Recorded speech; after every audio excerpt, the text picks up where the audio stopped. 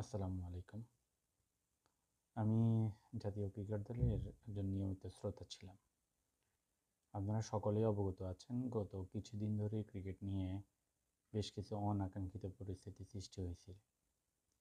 বিশেষ করে ঘটনাটার সূত্র হয় আইপিএলে মুস্তাফিজকে কলকাতা নাইট রাইডার্স দল থেকে বাদ দেওয়া এবং তার পরিপ্রেক্ষিতে বাংলাদেশ দল ইন্ডিয়াতে অনুষ্ঠিতব্য ক্রিকেট বিশ্বকাপ বয়কট করা।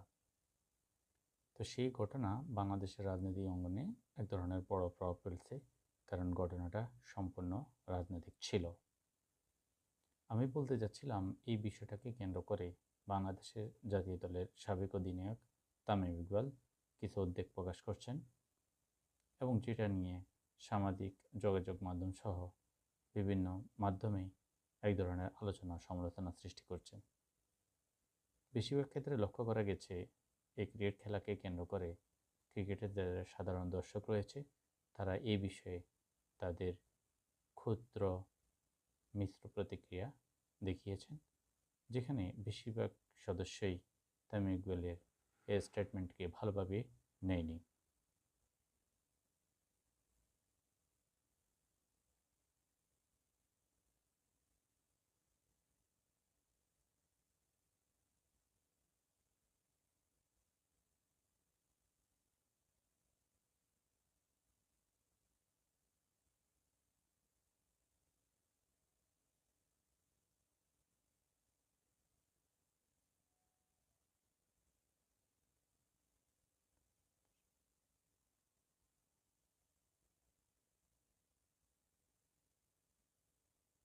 বিষয়টাকে সাংগঠনিক সমস্যা হিসেবে দেখে তারা সমগ্র বিপিএল থেকে নিজেদের সকল খেলোয়াড়দেরকে উইথড্র করে নিয়েছেন এবং ক্রিকেটকে বয়কট করছেন।